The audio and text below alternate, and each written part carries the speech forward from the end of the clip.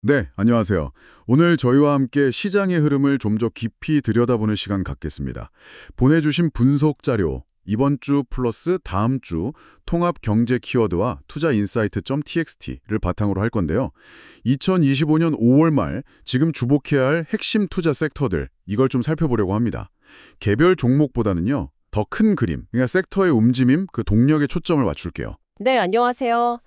맞습니다. 지금 시장은 변수가 정말 많죠. 스태그플레이션 우려도 있고 고금리가 길어질 수 있다는 얘기도 있고요.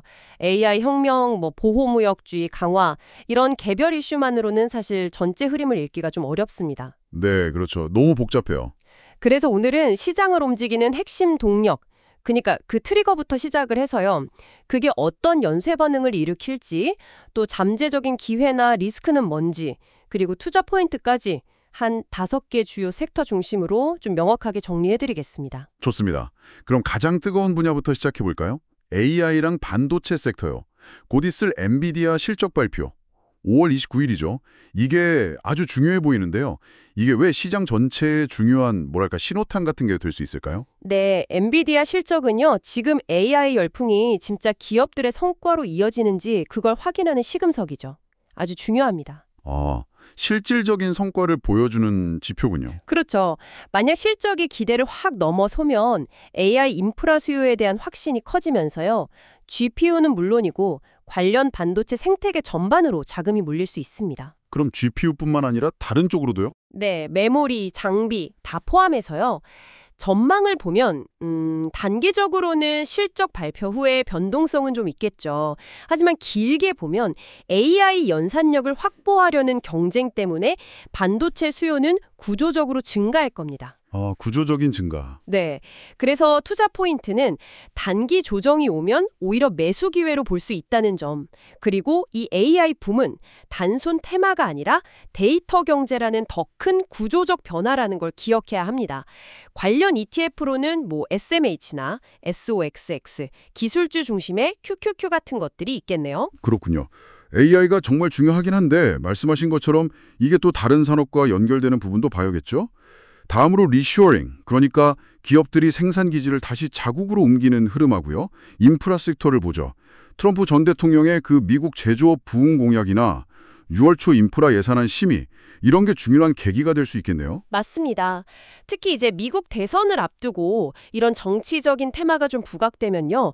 미국 내 제조업이나 인프라 투자가 확대될 가능성이 큽니다. 네. 자연스럽게 장비, 자재, 건설 섹터로 자금 유입을 유도할 수 있죠. 이게 연쇄 작용이고요. 다만 리스크도 있는데요. 보호무역 강도나 예산안 통과 여부, 또 경기 사이클 같은 것들이요. 변수가 많군요. 네, 그래도 대선 시즌까지는 정책 기대감이 이어질 가능성이 높습니다. 그래서 투자 포인트는 정부 정책이나 대선 관련 발언에 따라 섹터가 좀 탄력적으로 움직일 수 있다는 점, 중기적인 수혜를 기대해 볼 수 있다는 거죠. 관련 ETF는 PAV, XLI 이런 것들이 있습니다. 네, 정치 테마는 변동성이 크다는 점도 기억해야겠군요. 이런 리쇼어링 현상은 결국 공급망 재편하고도 연결될 텐데요.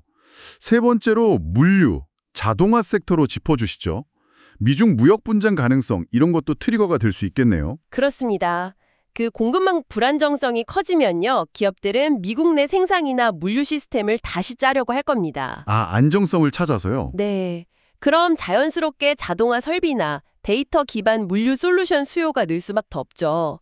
이 섹터도 사실 정치적 변수에 좀 영향을 받긴 하는데요.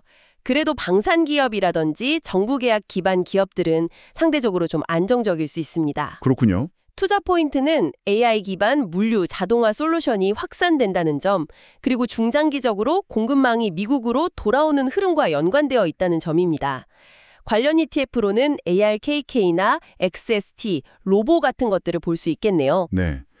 그런데 요즘 경기가 좀 불안하다는 목소리도 나오잖아요. 소비자 신뢰지수도 떨어지고 고금리가 계속될 수 있다는 우려가 있던데 이게 필수 소비재 섹터에는 어떤 영향을 줄까요?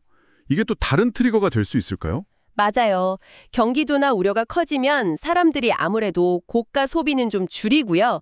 필수적인 소비재, 그러니까 먹고 쓰는 것들 위주로 수요가 몰리는 경향이 있습니다. 아, 방어적인 소비로 가는군요. 그렇죠. 그럼 해당 기업들은 매출이 비교적 안정적이니까요. 투자 자금이 약간 방어적인 포트폴리오로 이동하게 만들 수 있습니다. 성장성은 좀 낮을 수 있지만 경기 침체기에는 안정성이 부각되고 배당 매력도 강점이죠. 안정성과 배당이군요. 네. 그래서 투자 포인트는 경기 불확실성이 계속되면 자금 유입이 예상된다는 점, 장기 보유를 위한 배당 자산으로 적합하다는 점입니다. 관련 ETF는 XLP, VDC 같은 것들이고요. 네, 마지막 섹터네요. 철강하고 원자재 섹터입니다. 이것도 트럼프 전 대통령의 관세 발언이나 보호무역 정책 강조, 이런 게 트리거가 되고 있는 것 같군요. 이건 연쇄작용이나 투자 관점을 어떻게 봐야 할까요? 네. 보호무역 기대감이 커지면요. 미국 내 철강 생산이 확대되고 수요가 증가할 수 있다. 이런 기대감이 생기죠. 앞서 말한 인프라 투자와도 연결되고요. 아, 서로 연관이 있군요. 네. 다만 단기적으로 좀 과열된 거 아니냐는 우려도 있고요. 또 세계 경기나 철강 수요 자체가 둔화되면 그게 리스크가 될 수 있습니다. 그래서 투자 포인트는 순수 철강 테마보다는 리슈어링이나 인프라와 연계된 자재 섹터로 좀 넓게 접근하는 게 좋을 것 같고요. 너무 좁게 보지 말고요. 그렇죠. 정책 발언 같은 이벤트 전후로 저가에 분할 매수하는 전략도 유효할 수 있습니다. 관련 ETF로는 철강 쪽 SLX, 원자재 전반 XME, 그리고 인프라 페이블을 같이 볼 수 있겠습니다. 자, 이렇게 5가지 핵심 섹터의 동력과 흐름을 짚어봤습니다. 결국 중요한 것은 개별 종목의 등락 너머에 있는 큰 그림인 것 같아요. 그러니까 섹터를 움직이는 왜, 그리고 어디로, 이걸 읽는 것이겠죠. 특히 말씀해주신 5월 29일 엔비디아 실적, 6월 초 인프라 예산안, 6월 12일 FOMC, 이런 예정된 이벤트들을 잘 주목해야겠습니다. 맞습니다. 오늘 논의된 것처럼 각 섹터별 트리거, 예를 들면 정책 발표나 기업 실적, 무역 관련 발언 같은 것들이요.